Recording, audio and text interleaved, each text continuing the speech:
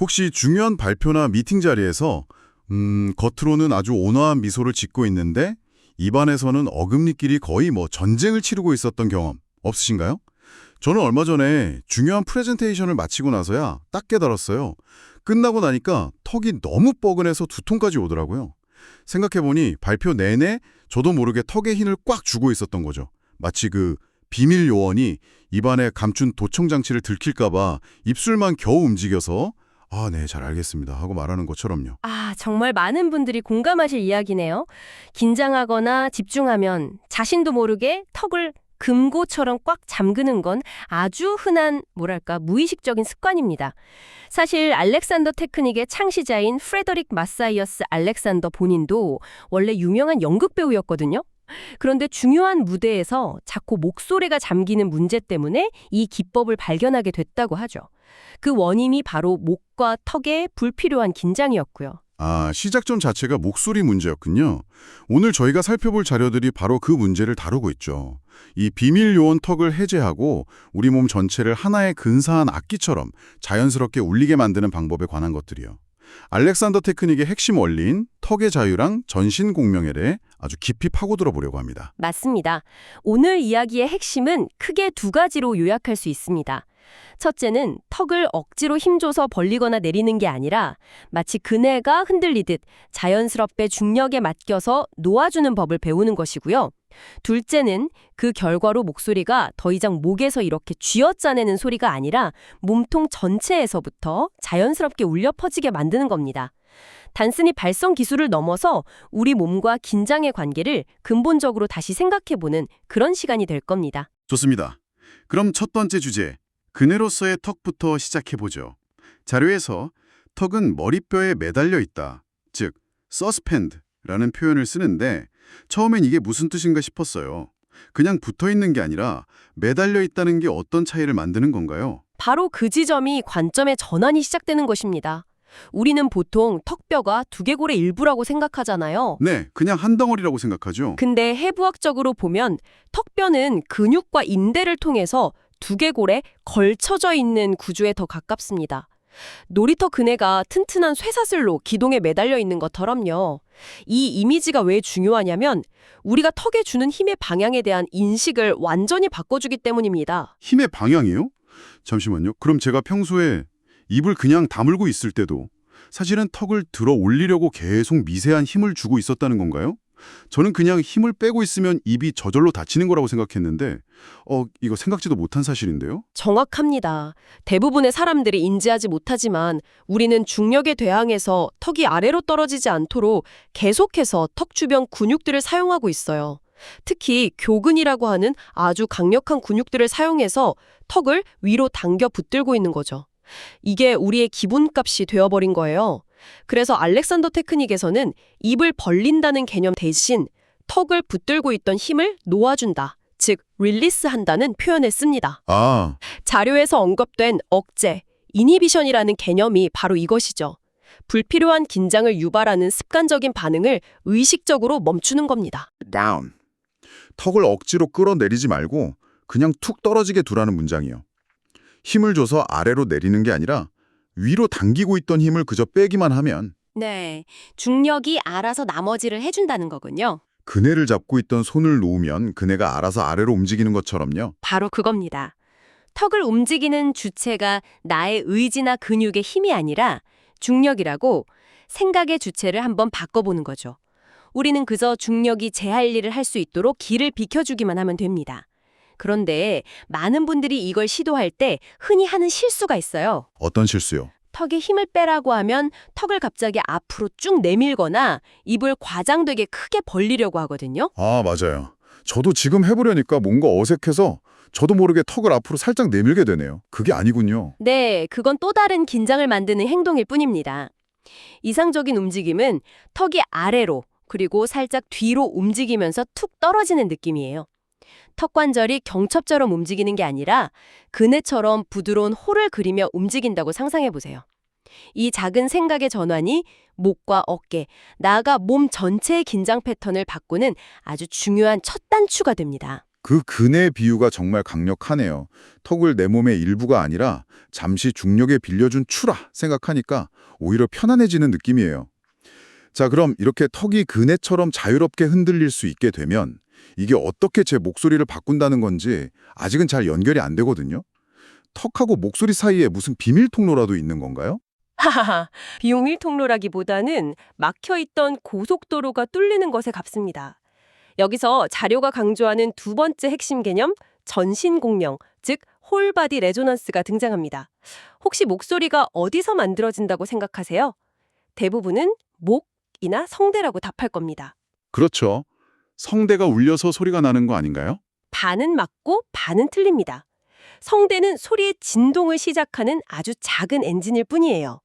그 작은 진동이 풍성하고 힘 있는 소리로 증폭되려면 반드시 울림통이 필요하죠. 아, 악기처럼요. 네, 좋은 기타나 첼로가 비싼 이유가 바로 그 울림통의 차이 때문인 것처럼요. 알렉산더 테크닉에서는 우리 몸통 전체가 바로 그 울림통이라고 봅니다. 그런데 턱과 목에 힘을 꽉 주고 있으면 그 울림통으로 가는 길이 차단되어 버리는 거죠. 아, 자료에 나온 비유를 보니까 바로 이해가 되네요. 목에 힘을 주고 말하는 건 마치 바이올린 줄을 손가락으로 꽉 누른 상태에서 활을 켜는 것과 같다는 부분이요. 당연히 소리가 뻗어나가지 못하고 답답하게 막혀버리겠죠. 맞습니다. 그게 바로 자료에서 말하는 쥐어짜내는 소리, 스퀴즈드 사운드입니다. 성대 주변의 작은 근육들만 이용해서 억지로 소리를 만들어내려고 하니까 목은 금방 피로해지고 소리는 깊이 없이 날카롭거나 작게 들리죠. 하지만 턱의 긴장을 놓아주는 순간 성대의 진동이 아래로 내려갈 수 있는 길이 열립니다. 진동은 목을 지나서 쇄골, 흉곽, 등, 심지어 척추를 타고 골반까지 전달되면서 몸 전체를 울리게 됩니다. 와, 제곰이 칠료의 울림통이 된다는 상상만으로도 뭔가 목소리가 달라지는 기분인데요. 예전에 제가 억지로 큰 소리를 내려고 하다가 목이 완전히 쉬어버린 경험이 있거든요. 지금 생각해보니 그게 바로 몸의 울림은 전혀 쓰지 않고 오직 목 근육만 쥐어짰기 때문이었네요. 바로 그 경험입니다. 전신 공명을 활용하면 큰 노력을 들이지 않고도 훨씬 더 풍성하고 전달력 있는 소리를 낼 수 있습니다. 목은 더 이상 소리를 만드는 공장이 아니에요. 몸통 깊은 곳에서부터 올라온 소리가 잠시 머물다 나가는 편안한 정거장이 되는 거죠. 이게 단순히 더 큰 소리를 내는 기술이 아니라 더 효율적이고 편안하게 내 몸 전체로 소통하는 법을 배우는 것에 가깝군요. 맞습니다. 이론만 들어도 이렇게 흥미로운데 이걸 실제로 어떻게 적용해 볼 수 있을지가 가장 궁금합니다. 사실 이런 건 머리로 이해하는 것보다 몸으로 직접 느껴보는 게 중요하잖아요. 자료에 마침 아주 재미있는 5분짜리 실전 가이드가 있던데 이걸 저희가 직접 해보면서 청취자분들께 안내해드리는 건 어떨까요? 아주 좋은 생각입니다. 지금부터 딱 5분만 시간을 내서 저희와 함께 이 과정을 따라해 보시면 여러분의 몸과 목소리에 대한 감각이 바뀔 수도 있습니다. 자, 그럼 첫 번째 1분, 턱 잠금 해제, 디언너킹 단계부터 시작해 볼까요? 네, 저도 한번 따라해보겠습니다. 좋습니다. 먼저 편안하게 앉거나 서서 눈을 감으셔도 좋고 그냥 앞을 부드럽게 바라보셔도 좋습니다. 이제 당신의 턱이 아주 무겁고 단단한 무쇠덩어리라고 상상해 보세요. 꽤 무겁습니다. 그리고 아주 튼튼한 밧줄, 즉 당신의 턱 근육들이 그 무쇠턱을 아주 힘들게 들어올리고 있다고 상상하는 겁니다. 아마 지금 이 순간에도 그 밧줄들은 꽤나 열심히 일하고 있을 거예요. 정말이네요. 생각해보니 밧줄이 참 고생이 많습니다. 쉴 틈이 없었겠어요. 그렇죠. 이제 알렉산더 테크닉의 가장 기본적인 생각? 내 목이 자유로워지도록 허용한다 라고 마음속으로 가만히 되뇌어 보세요. 명령이 아니라 부드러운 허락입니다. 그리고 그 생각과 함께 무쇠턱을 힘들게 들어올리고 있던 그 밧줄들을 탁 하고 놓아버리는 상상을 하는 겁니다. 밧줄이 끊어지면서 무거운 무쇠턱이 중력에 의해 툭 하고 아래로 떨어지는 거죠. 어떤 느낌이 드시나요? 오, 입술이 살짝 벌어지면서 윗니랑 아랫니 사이에 공간이 생기는 게 느껴져요. 그리고 혀가 갈 곳을 잃고 약간 떠 있었는데 힘을 빼니까 자연스럽게 아래턱 안쪽, 아랫니 뒤쪽에 편안하게 자리를 잡네요. 생각보다 훨씬 더 많이 턱에 힘을 주고 있었나 봐요. 대부분 그렇습니다. 이게 첫 번째 단계입니다. 억지로 하는 게 아니라 그저 허용하고 놓아주는 감각을 익히는 거죠. 자, 그럼 2분째 단계로 넘어가 볼까요? 여기 정말 재미있는 유머 포인트가 등장하는데요. 멍청해질 용기, The Face라는 단계입니다. 자료에 따르면 알렉산더 교사들이 종종 look a little stupid, 그러니까 약간 멍청해 보이세요라고 농담을 건넨다고 해요. 이건 대체 무슨 뜻이죠? 제가 지금 이걸 시도하고 있는데 정말 좀 바보 같아 보이긴 하거든요. 아하, 그게 바로 핵심입니다. 우리는 무의식적으로 지적으로 보이거나 유능해 보이거나 혹은 집중하는 표정을 짓기 위해 턱에 힘을 주고 미간을 찌푸리는 습관이 있어요. 일종의 사회적인 가면 같은 거군요. 맞습니다. 이 단계는 바로 그 가면을 잠시 내려놓으라는 뜻입니다. 지적인 표정을 짓기 위해 불필요한 긴장을 만들지 말라는 아주 유머러스하고 효과적인 조언이죠. 똑똑해 보이려는 노력이 오히려 우리의 자연스러운 몸의 기능을 방해하고 있다는 역설입니다. 아, 정말 뼈를 때리는 말이네요. 똑똑해 보이려고 애쓰는 표정이 오히려 몸을 긴장시키고 목소리를 막는 원인이 될 수 있다는 거군요. 재미있습니다. 그럼 눈은 초롱초롱하게 뜨고 있되 턱관절, 특히 귀 바로 아랫부분의 힘은 완전히 빼보는 겁니다. 고개를 일부러 끄덕이거나 움직이지 말고 오직 턱만 중력에 완전히 항복하는 거죠. 맞습니다. 이제 3분째, 소리를 내기 전 준비 단계로 넘어갑니다. whispered 아라는 단계인데요.